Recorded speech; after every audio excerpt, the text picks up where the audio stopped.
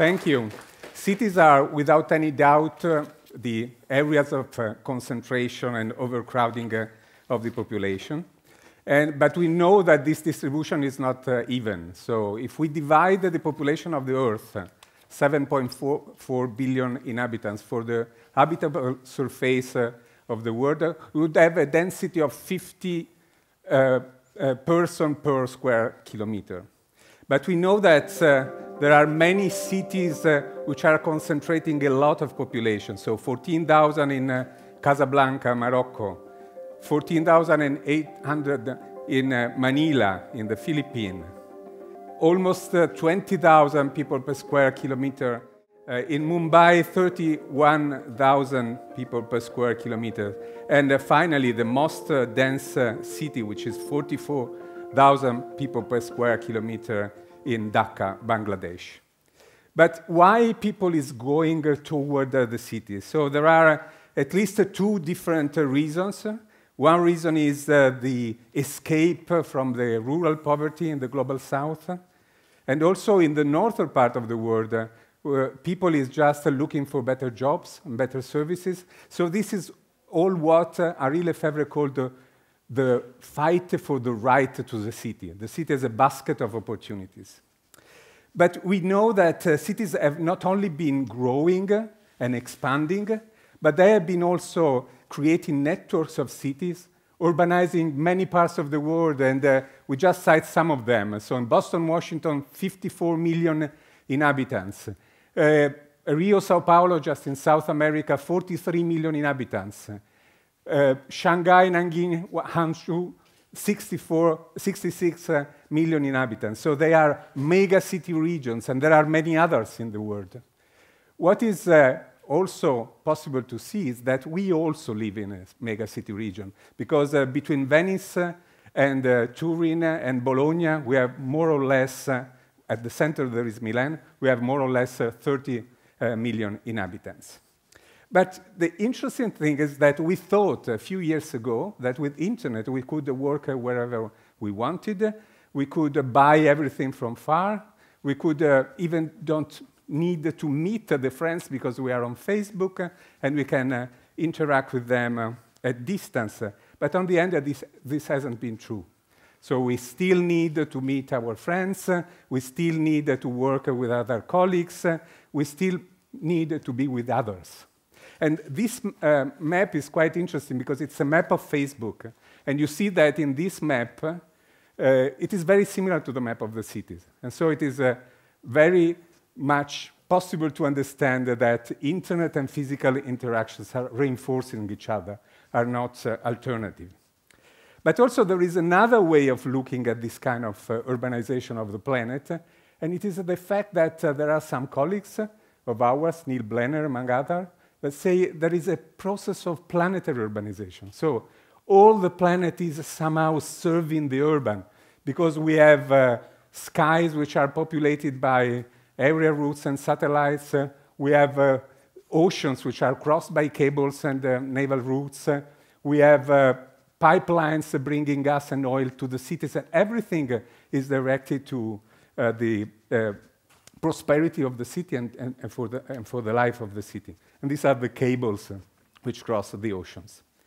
But in addition to responding to this aspiration to go to the city, there are a number of functional reasons why overcrowding is also producing some kind of interesting thing for the population. Of course, in the mass concentration of population, high-level commercial services are naturally developing. We have cultural services and art institutions which are based on cities because they need a wide catchment area. We have professional and advisory services which are in cities because they wanted to be closer to mass of population and firms which are their clients. We can see research and higher education. This is a map of universities and of the relations among the universities. And again, you see that it looks very much like the image of the cities. But then, of course, there is a concentration of businesses, of headquarters of the most important industries, and you see in these red dots the most important global cities in the world and their interaction. But I think that there is not only the single functional reason which are important, it is the combination of all these reasons, which are creating a kind of milieu, because industry close to art, as we are doing today, and creative activities close to science and research are creating a milieu which is becoming a creative milieu, and it is in relation with the multiple network of connections throughout the world. So cities are also accelerating the distribution of innovation. This map is quite interesting. It has been produced by The Economist, and it is how many years did pass from when an invention arrived to the moment in which 1/4 of the American population used the invention. So electricity, 46 years, telephone, 35 years, radio, 31, television, 26, PC, 16, mobile phone, 13, the web, 7. And if you go on, probably in the recent invention in the software area, the time is even shorter.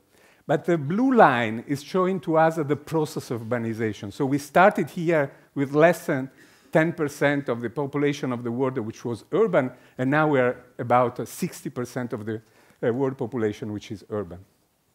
Okay, so we can conclude that not only cities will not die because there is internet, but also that internet helps the concentration and the overcrowding in cities, because it gives multiple reasons for meeting, as I said, because it spreads information about the life of cities, and because it governs increasingly sophisticated system. This is just an image of the control system of the metro of Tokyo, and you see how complicated it is. But we have similar things for managing all the kind of utilities, from gas to sewage and to everything else.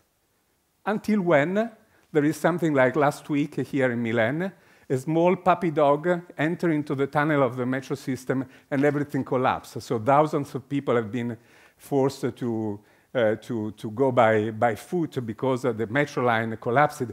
And so we have to understand how complicated and sophisticated is the system of control of our cities. And it's very astonishing that every day of every year it works quite smoothly, even if it is so complicated. But of course, we have also disadvantages of the concentration. And of course, this is a very important element, because there are many positive advantages of the concentration, but there are also disadvantages.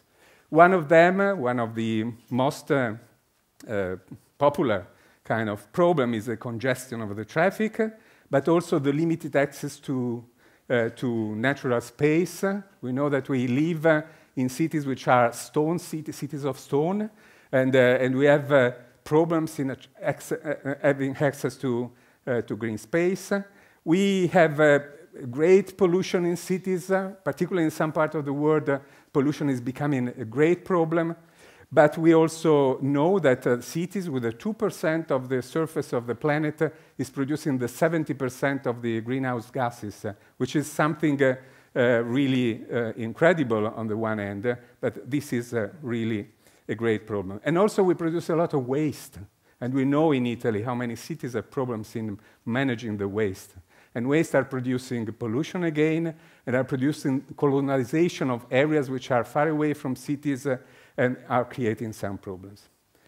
And also, I have to say that cities are also the places of the stronger polarization and the stronger individual suffering, because the breakdown of the traditional kind of relations into cities which have become larger and larger, like in the megacity regions I've been talking about, are creating situations in which the psychiatric diseases are more than in other parts of the planet, and also individual suffering for old people alone in the city because they are not protected. But particularly important, which is what I want to communicate with this image on the left-hand side, is the polarization. So a stronger and stronger polarization between the richest, which become richer and richer, particularly in cities, because there they find the opportunities, and the poorest, which become poorest and poor. poorer and poorer. Another great problem we are dealing with is mass migration. Migration is directed mainly towards cities which can offer job opportunities, and cities, particularly in the northern part of the world, are not able yet to deal in a proper way with this big problem. And finally, we had to learn that cities are also the objective of the terrorist attacks. So because of concentration, because of overcrowding, terrorists are trying to aim at cities in order to produce as many victims as they can. Okay, but now my final question: is the concentration able, as it has been able to produce so many positive effects that are attracting a lot of people, is the concentration able to also to solve the problems we are facing? I think that there are some signs that we are going in this direction. I just put some of them here. So in many cities, even Los Angeles, that in the past were just a car city, they are now developing a very important mass public transport system. We have car sharing, bike sharing, and any kind of new innovative ways of using the vehicles that allow to diminish congestion. Electric cars in particular can diminish also pollution. We know that there are buildings that instead of consuming a lot of energy, they can produce energy. The solar map of the roofs of New York is able to sustain the energy need of the entire city. We have cities that have become champion in recycling all the waste and are able not to produce any waste anymore. We know that there is a rediscovery of green and of urban agriculture, which is another very important point, because it is linked to concentration and overcrowding, because farmers can go into the city and can sell their products. And also, there are social movements that are able to react to the difficult ways in which we can deal with the most important social problems. This was what happened last Saturday in Milan, so a manifestation in order to welcome immigrants instead of pushing them out. And also we know that in cities there are the creation of movements which are fighting against inequalities, Occupy Wall Street or the Indignados in Puerta del Sol, but also the movements which have been able to react to the terrorist attack. So to create some stronger solidarity in order to react to this kind of threats. And I think that this can help our reaction and can be only in cities because of the concentration.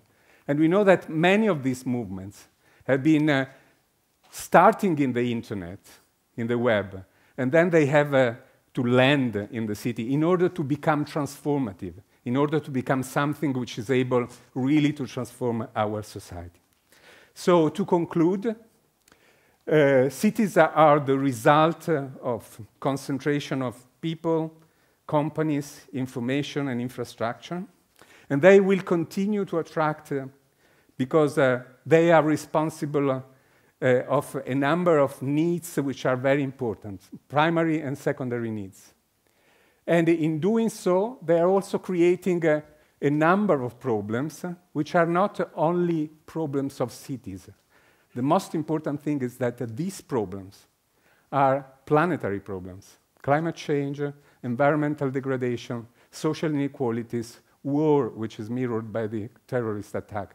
This is something that we live in the city, but they are only part of problems which are planetary problems. So what can we do? I think we have to encourage the science of innovation. We should try to use the strength that has been able to enable the economic development of cities and their continuous capacity to offer the right to the city to many people. But also we have to direct this kind of energy toward environmental and social problems. This does not happen spontaneously. This requires the mobilization of governments, but also the mobilization of civil society and the mobilization of citizens. Because, and this is my last quote from Jane Jacobs, which is a famous urbanist, cities have the capacity to provide in something for everybody only because and only when they are created by everybody. Thank you.